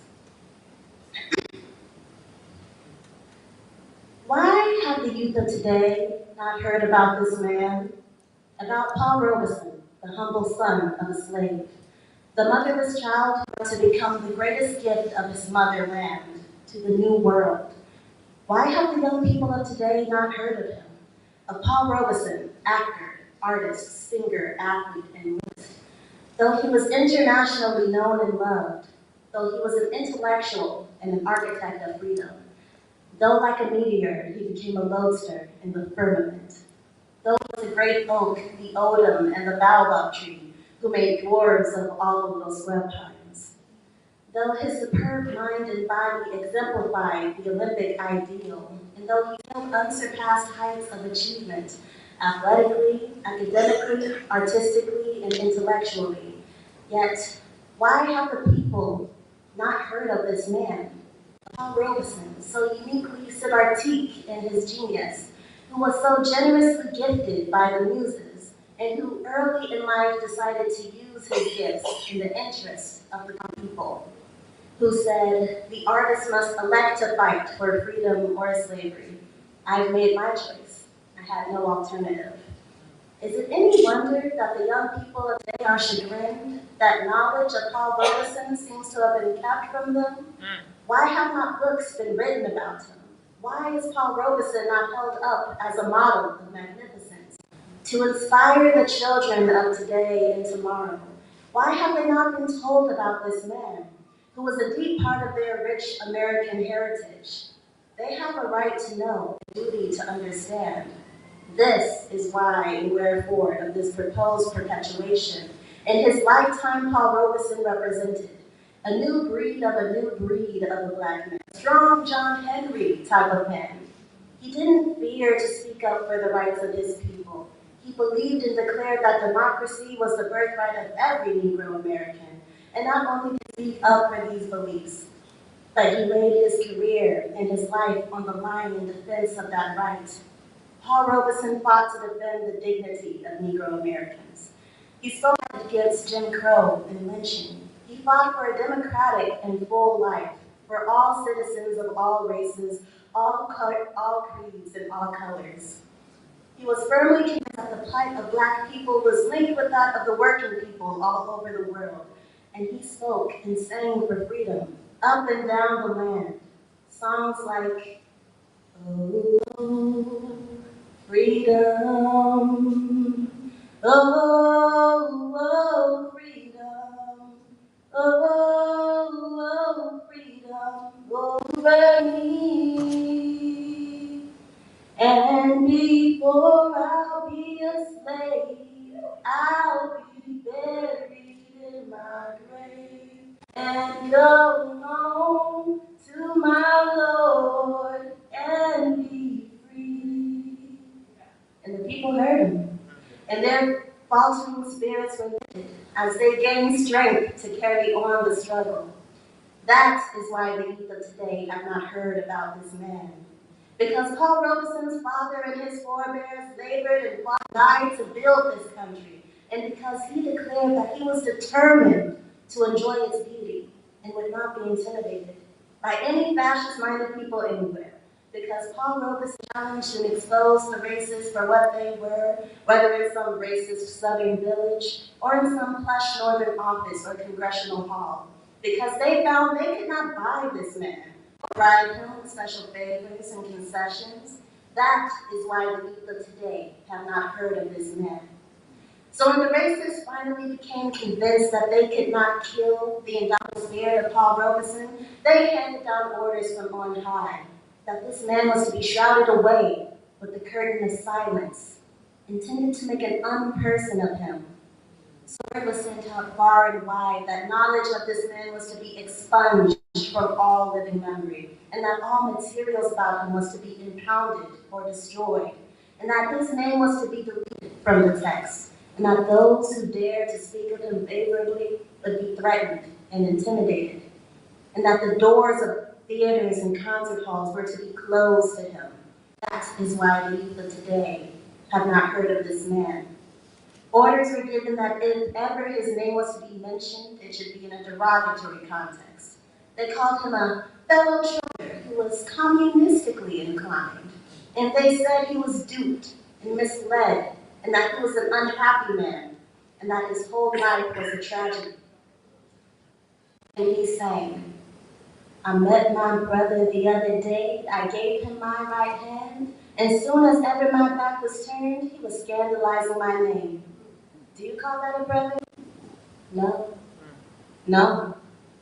And the people heard him. Their faltering spirits were lifted as they gained in strength to carry on the struggle.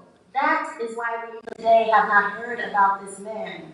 The more that they tried to depersonalize him, the more unique Paul Robeson became. The more that they ignored and denied him, the larger he loomed on the world horizon. And during the McCarthy years of right and terror, it was Paul Robeson who bore the people up.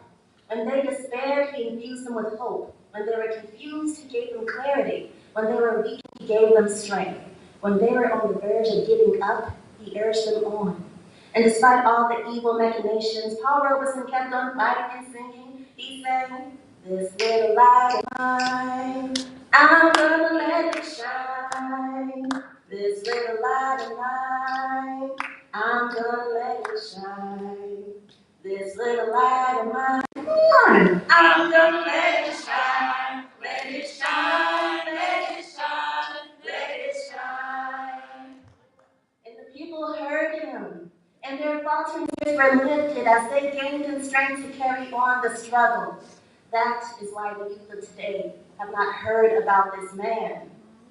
And even when his voice was muted, Paul spoke, listened, taught, and counseled, and inspired young warriors among the people to carry high the torch that he passed on to them. always reminding the artists and creators that they should lift as they climb, urging them to remember that the higher they went up on the ladder of success, the greater was their responsibility to pull others of their group up with them. Paul Robeson defined the promise of America when he sang, "What is America to me? A name, a place, a flag I see, a certain word, democracy. That's America to me." And the people heard him, and their faltering spirits were lifted as they gained strength to carry on the struggle. That is why the youth of today have not heard about this man. Now Paul Robeson has done honor to his final curtain call, the one which ushers him into his niche of immortality. And though the people are understandably sad, their spirits are buoyed up by the message he left to them. Don't mourn for me. Organize. This strengthens them to carry on the struggle, to the inevitable end, to the people's victory, which was his mission, which was his cause. That is why the youth of today have not heard about this man. But they will. The universe now salutes this man. The winds of the planet sing and hum the name of the man Paul Robeson. The winds sing and whistle the same refrain. Paul Robeson, over and over and over again. They sing Paul Robeson. The universe now salutes this man.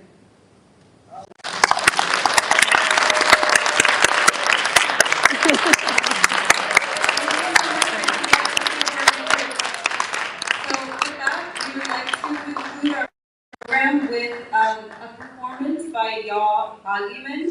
Yaw Argument is an interdisciplinary performing artist born in Chicago.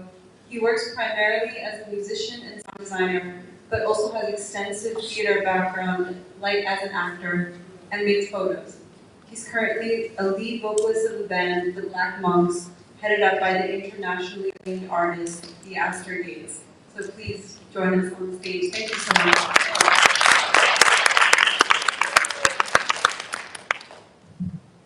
And before I be a slave, I'll be buried in my grave and go home to my Lord and be free. Yes, sir. And before I be a slave, I'll be buried in my grave. I go home to my Lord and be free. Yeah, all right. I know time is a thing, so I'm just going to do one song. It's a song that Paul Robeson is very famously known for. I hope that's okay. I mean, I can do more, but it seems like time is a thing. And I want to observe that. Okay, great.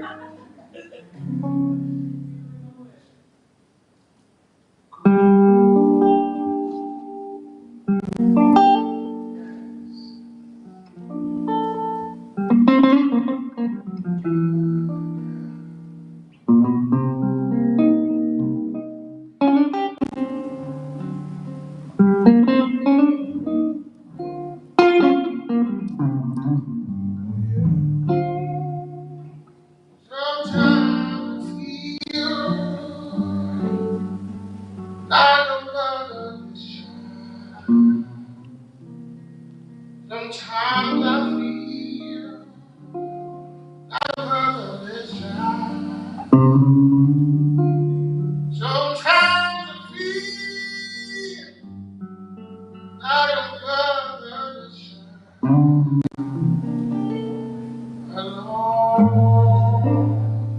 way from home. Long way from home. Sometimes I feel like I'm all alone.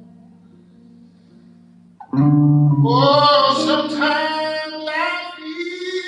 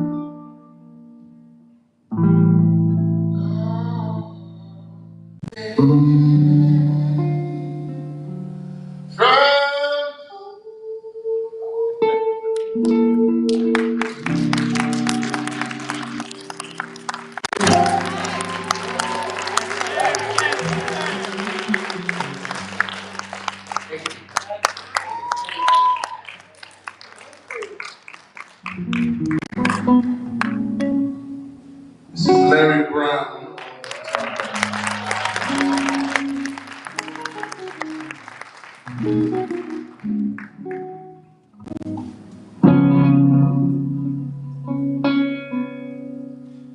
There's no man called Mississippi.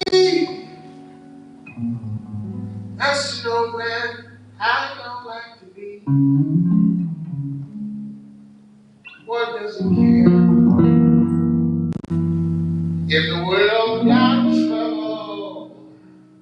What does he care if the land ain't free? Tell. Oh man, river, oh man, river, you must know something, but he don't say nothing. Just keeps rolling, just keeps rolling along.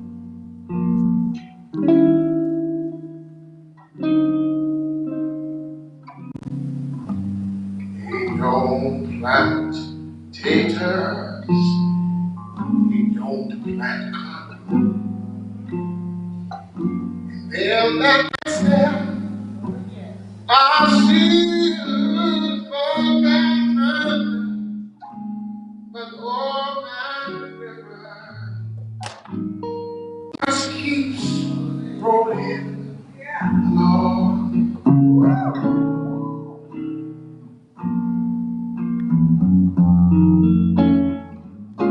You and me, we sweat stained by all aching,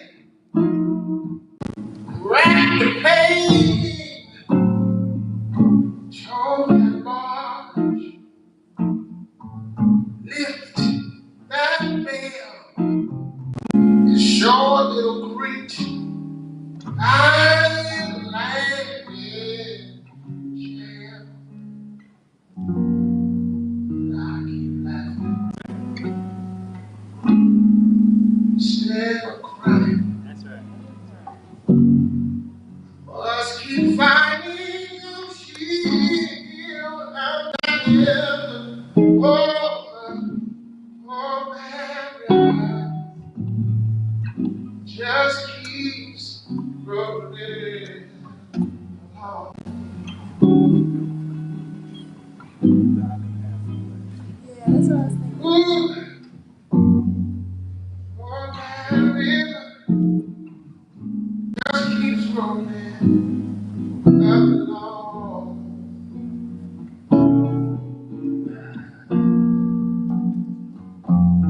Oh, you and me, we sweat spring, body only kid.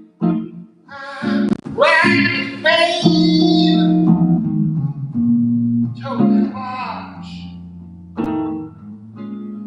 lift the veil, you short little grit. I you lay in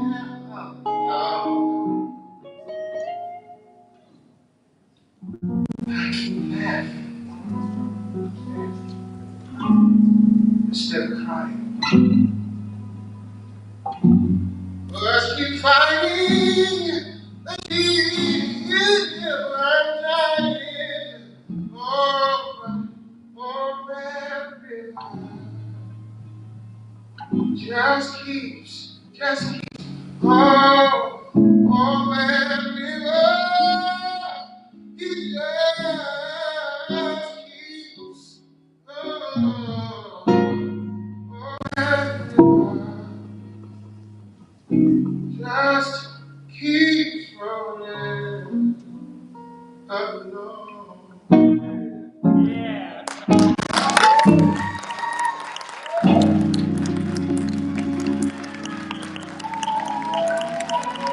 Ladies and gentlemen,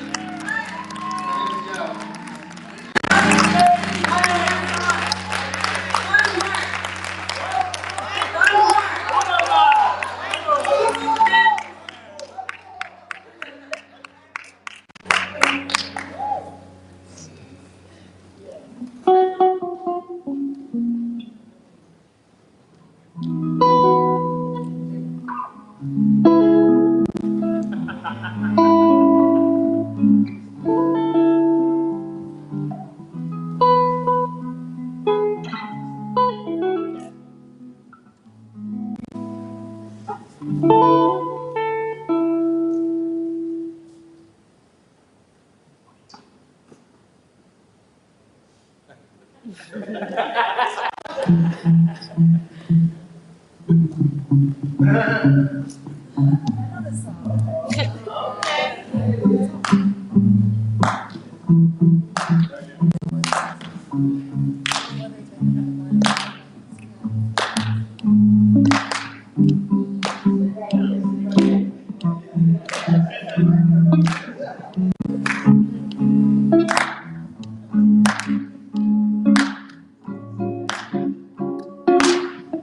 I'm going to sing a song that maybe Paul Robeson might want me to sing on this particular time right now.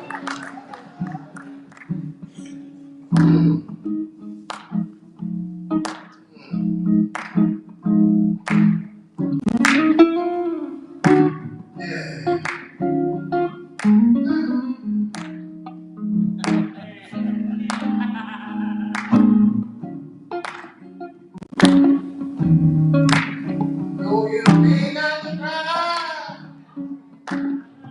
a great Cadillac, yes, the white walk, TVS in the back. You may not have car, but remember, brother and sister, you can still stand tall. Just be thankful for what you got. Though you may not drive a great big Cadillac, driving in the back, sunroof top. Oh, there's a white on TVS in the back. You may not have gone,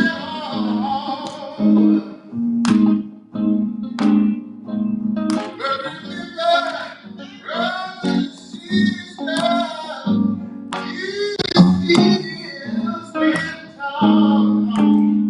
Oh, jumping in the back, sunroof top, digging in the sea when they hit the lead. Hey! Jumping in the back, sunroof top, digging in the sea when they hit the lead.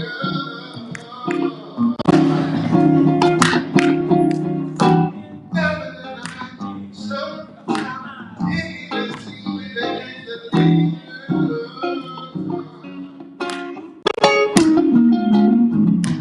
Jumping in the back, sunroof top, digging in the sea when they hit the lead.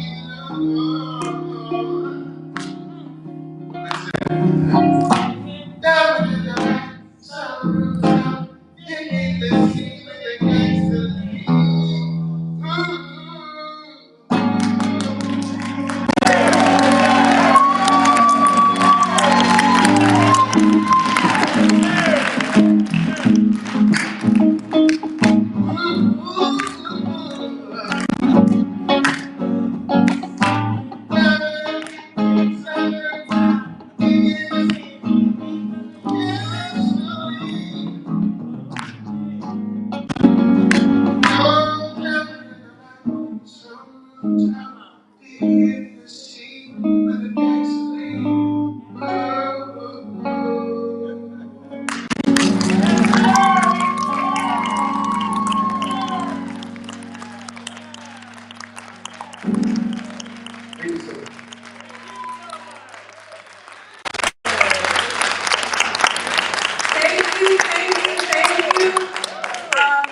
We're going to end with some acknowledgements, but thank you so much, y'all.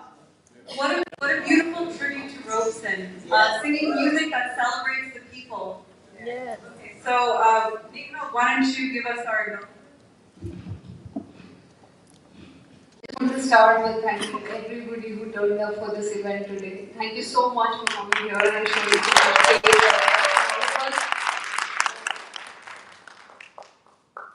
First, I'd like to acknowledge the Institute for Racial Justice for partially sponsoring this event. And we'd also like to acknowledge the friends from Philadelphia, the Church of the Overcomer, Pastor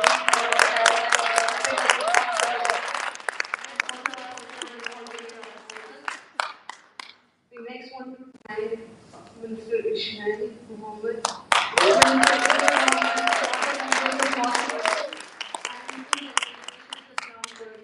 for agreeing to speak at our event. We're really honored for you to be here today.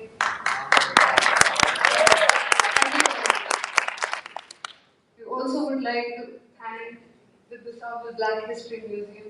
They've been really generous with their support and the kind words through this all. Thank you so much. And we'd also like to thank Penny Gates and Kristen and Nick for helping us with all this and lastly, I want to thank everybody from the Saturday Preschool who turned up in Chicago to support us, and especially Bob, Dr. Monteiro, who have mentored. We're really thankful. We're thankful to everybody who's joined us on the live stream today and who's donated to this event. Thank you so much. And also, we wanted to thank our colleagues in India who also guided us through this whole process. Thank you so much.